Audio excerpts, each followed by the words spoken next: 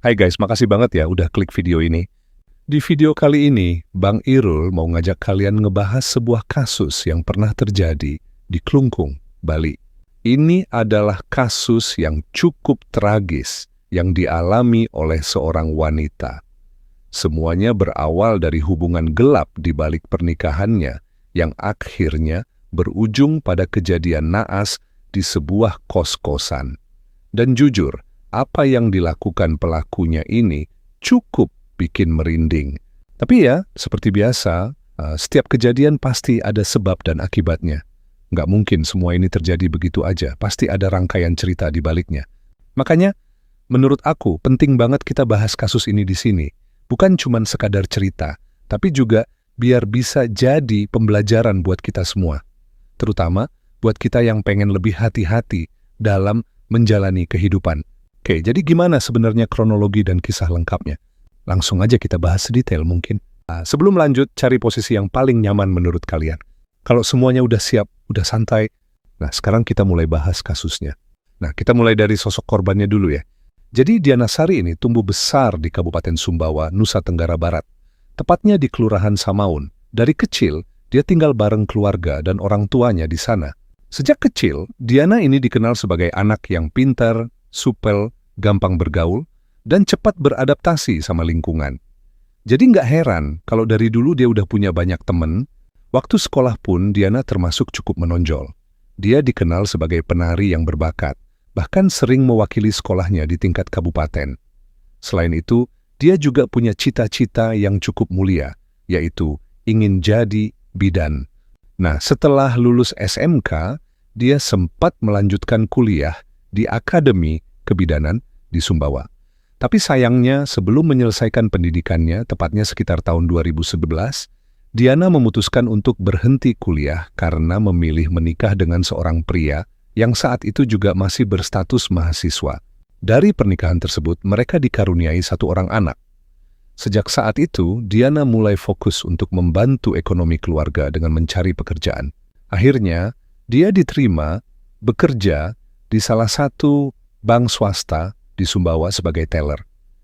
Selama bekerja, Diana ini dikenal sebagai pribadi yang ramah. Bukan cuma ke rekan kerja, tapi juga ke para nasabahnya. Nah, dari sinilah cerita mulai berubah. Sekitar tahun 2013, Diana mulai kenal dengan salah satu nasabah bernama Fikri. Awalnya sih biasa aja, cuma sebatas hubungan antara pegawai bank dan nasabah. Tapi lama-kelamaan, mereka jadi semakin dekat. Nah, dan tanpa disadari, hubungan itu berubah jadi hubungan yang lebih dari sekadar teman. Ya. Mereka menjalin hubungan gelap, diam-diam.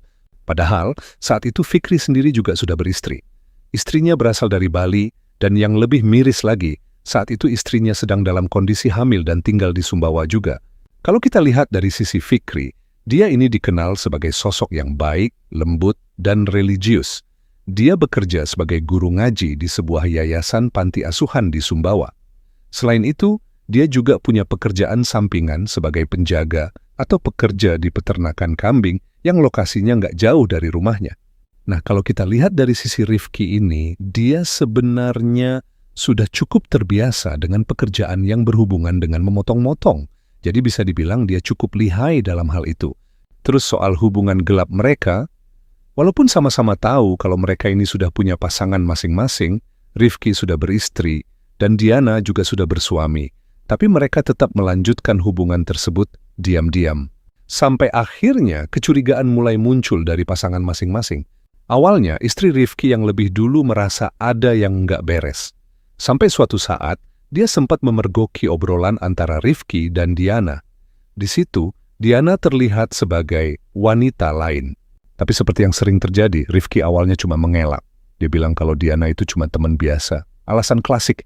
Namun istrinya jelas nggak terima. Dia akhirnya melaporkan hal ini ke orang tua Rifki. Dan dari sinilah masalah mulai membesar. Orang tua Rifki yang sudah tahu, akhirnya sampai mendatangi rumah orang tua Diana untuk membicarakan persoalan ini secara langsung. Akhirnya semuanya terbongkar. Orang tua Diana, bahkan suaminya pun jadi tahu soal perselingkuhan tersebut. Dan dari situ, hubungan rumah tangga Diana mulai retak. Suaminya pun nggak tinggal diam. Dia mencoba menyelidiki sendiri kebenaran dari semua ini. Sampai akhirnya terbukti bahwa Diana memang berselingkuh. Dan pada bulan Februari 2014, Diana resmi diceraikan oleh suaminya. Yang paling menyedihkan, anak mereka yang saat itu masih berusia sekitar 2 tahun, akhirnya tinggal dan dirawat oleh keluarga dari pihak suaminya. Masalahnya nggak berhenti di situ.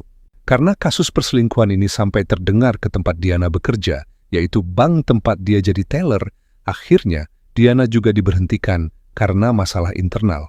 Jadi dalam waktu yang hampir bersamaan, Diana kehilangan banyak hal, rumah tangga, anak, dan juga pekerjaannya. Setelah semua itu terjadi, Diana sempat menyesali perbuatannya. Dia mencoba bangkit dan berusaha move on. Bahkan, dia sempat punya rencana untuk melanjutkan kuliah lagi atau mencari pekerjaan di luar kota. Intinya, dia ingin memulai hidup baru dan menjadi lebih sukses di perantauan. Sementara itu, Rifki juga kena dampaknya. Karena kasus perselingkuhan tersebut, dia juga diberhentikan dari pekerjaannya. Sempat kebingungan juga karena tiba-tiba kehilangan pekerjaan. Tapi di sisi lain, Rifki masih diberi kesempatan. Istrinya memilih untuk memaafkan dia dan mereka tidak bercerai. Namun demi menghindari hal-hal yang tidak diinginkan terulang lagi, istrinya mengajak Rifki dan anak mereka untuk pindah ke Bali. Tepatnya ke Kabupaten Klungkung yang merupakan kampung halaman istrinya. Tujuannya jelas, supaya Rifki bisa menjauh dari Diana. Dan setelah mereka menetap di Klungkung, awalnya kehidupan mereka mulai terasa lebih tenang. Rifki juga mulai fokus untuk memperbaiki rumah tangganya yang sempat goyah.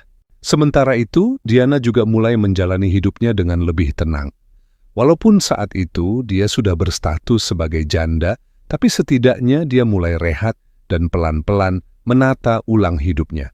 Awalnya, Diana bahkan punya rencana untuk merantau keluar kota, tepatnya ke Malang.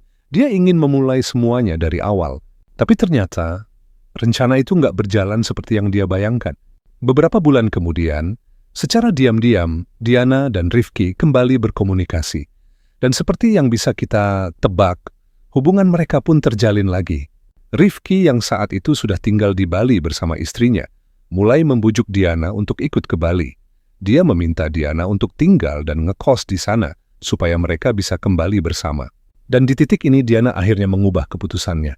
Rencana merantau ke Malang langsung dia batalkan. Dia memilih pergi ke Bali. Diana pun meminta izin kepada ibunya dengan alasan ingin mencari kerja di sana. Tapi ibunya sebenarnya sempat melarang. Ibunya menyarankan Diana untuk tetap tinggal di Sumbawa, supaya dia bisa dekat dengan anaknya. Apalagi saat itu, anak Diana memang sedang butuh perhatian dari ibunya. Bahkan sering kangen dan memanggil-manggil Diana. Habis sayangnya Diana sudah terlanjur ingin pergi. Dia nggak mengindahkan larangan dan nasihat ibunya. Sampai akhirnya dia benar-benar pergi dari rumah, membawa motor Yamaha Mio Soul miliknya. Padahal sebelumnya Diana ini belum pernah sama sekali keluar kota. Tapi kali ini dia nekat. Dia berangkat ke Bali menggunakan kapal feri dari Pelabuhan Lembar di Lombok. Setelah menempuh perjalanan sekitar 4 jam, akhirnya dia sampai di Pelabuhan Padangbai, Karangasem, Bali. Dari situ, dia melanjutkan perjalanan lagi menggunakan motornya menuju Klungkung, yang memakan waktu sekitar 1 jam perjalanan. Sesampainya di Klungkung, Diana sempat menelepon ibunya untuk mengabarkan kalau dia sudah sampai di Bali. Tentu saja, kabar ini membuat keluarganya di Sumbawa kaget, karena sebelumnya Diana belum pernah keluar kota sama sekali. Tapi mau nggak mau, keluarganya hanya bisa pasrah dengan keputusan Diana yang memilih merantau ke Bali. Setelah itu, Diana langsung menghubungi Rifki. Dan akhirnya, mereka bertemu lagi. Nggak butuh waktu lama, mereka langsung mencari kos-kosan. Setelah berkeliling, mereka menemukan sebuah kos di wilayah Semarapura, Kabupaten Klungkung, yang kemudian jadi tempat tinggal Diana. Sejak saat itu, hubungan mereka kembali berjalan. Bahkan Rifki mulai sering menginap di kos tersebut. Tapi seperti sebelumnya, hal ini akhirnya menimbulkan kecurigaan lagi. Istri Rifki mulai merasa ada yang berubah. Rifki jadi lebih sering keluar rumah, bahkan jarang pulang. Dari situ, istrinya mulai memantau gerak-geriknya. Dan benar saja, akhirnya ketahuan kalau Rifki kembali menjalin hubungan gelap dengan Diana. Masalah pun kembali muncul. Hubungan Rifki dan istrinya jadi semakin rumit. Dan di sisi lain, Rifki juga mulai menjauh dari Diana. Dia sudah jarang datang ke kosan, bahkan sulit dihubungi. Hal ini membuat Diana kesal. Dia merasa ditinggalkan, apalagi setelah semua yang sudah dia korbankan untuk datang ke Bali. Dan puncaknya, Diana ternyata hamil, hasil dari hubungan gelap mereka. Dan disinilah, semuanya mulai mengarah ke kejadian yang benar-benar tragis. Karena saat itu Diana sudah dalam kondisi hamil, dia berusaha menghubungi Rifki. Dia ingin memberitahu soal kehamilannya, sekaligus meminta, bahkan bisa dibilang memaksa, Rifki untuk datang menemuinya di kosan. Akhirnya setelah menemukan kesempatan, Rifki pun datang diam-diam ke kos Diana. Saat mereka bertemu, Diana langsung menyampaikan keinginannya. Dia meminta Rifki untuk menikahinya karena kondisi dirinya yang sudah mengandung. Tapi di sisi lain, Rifki langsung menolak. Alasannya jelas, dia sudah punya istri dan anak. Dari situ suasana langsung memanas. Mereka mulai berdebat dan berujung pada pertengkaran hebat. Di tengah emosi yang sudah memuncak, Diana bahkan sempat berniat pergi untuk menemui istri Rifki. Dia menganggap bahwa istri Rifki adalah penghalang dari hubungan mereka. Rifki yang panik langsung berusaha menahan Diana agar tidak keluar. Tapi Diana terus memberontak, bahkan sempat menjerit. Dan di titik itu, emosi Rifki benar-benar lepas kendali. Dia kemudian mendorong kepala Diana ke arah dinding sebanyak 2 kali. Seketika itu juga Diana terjatuh dan tidak sadarkan diri. Karena panik dan takut suara keributan tadi didengar oleh penghuni kos lain, Rifki langsung keluar kamar. Dia sempat berpura-pura di depan kos, seperti sedang membersihkan motor untuk menghindari kecurigaan. Setelah merasa situasi aman, dia kembali masuk ke dalam kamar. Disinilah keputusan fatal itu terjadi. Karena merasa terdesak, ditambah tuntutan dari Diana sebelumnya, Rifki kemudian mengambil kain panjang dan mengakhiri nyawa Diana. Setelah itu dia mulai kebingungan. Dia tidak tahu harus melakukan apa, apalagi dia tidak berani membawa tubuh Diana keluar begitu saja karena takut dicurigai. Namun di tengah kepanikannya dia teringat dengan pengalaman kerjanya dulu, yang terbiasa dengan proses pemotongan hewan ternak. Dan dari situlah tindakan yang benar-benar di luar nalar itu terjadi. Dia menyeret tubuh Diana ke kamar mandi, lalu memutilasi tubuh tersebut menjadi beberapa bagian kecil. Setelah selesai, Rifki sempat keluar dan duduk di depan kos. Dia mencoba menenangkan diri, bahkan sempat merokok. Kemudian, dia masuk kembali ke dalam dan mulai membungkus potongan-potongan tersebut ke dalam beberapa plastik hitam berukuran besar. Setelah semuanya siap, dia pun pergi menggunakan motor. Potongan-potongan itu kemudian dibuang di berbagai lokasi berbeda, bahkan tersebar di 13 titik yang berada di wilayah Kabupaten Klungkung dan Karangasem, Bali. Setelah merasa semua sudah selesai, Rifki kembali lagi ke kos Diana.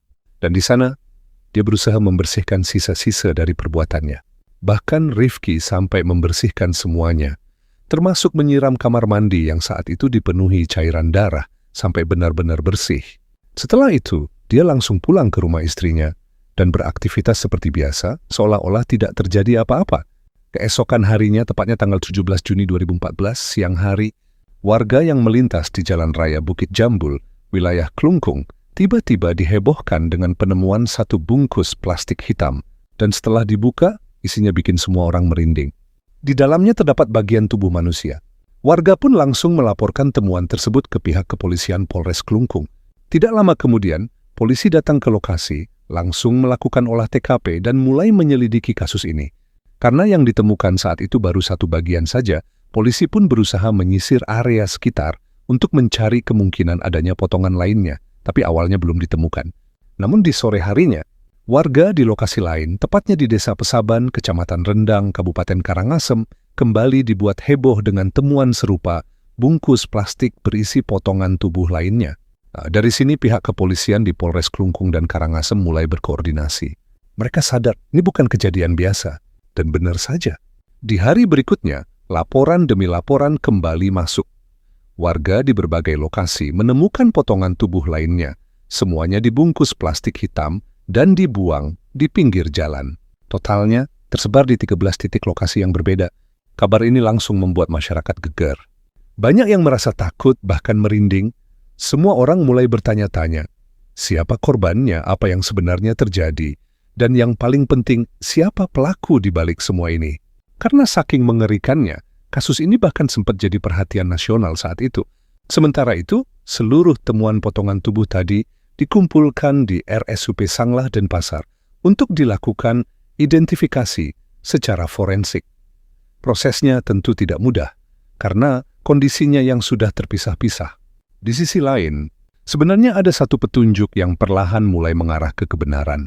Salah satu tetangga kos Diana, yang memang cukup mengenalnya, sempat mengingat sesuatu yang janggal. Beberapa hari sebelumnya, dia sempat mendengar suara keributan dari arah kos Diana. Dan sejak saat itu, Diana juga tidak pernah terlihat keluar lagi dari kamarnya. Yang lebih aneh lagi, motornya masih terparkir di depan kos. Karena merasa khawatir, tetangganya sempat mencoba memanggil Diana, tapi tidak ada jawaban. Mereka juga mencoba menghubungi Diana, namun sudah tidak bisa dihubungi lagi. Dari situ, rasa curiga mulai muncul.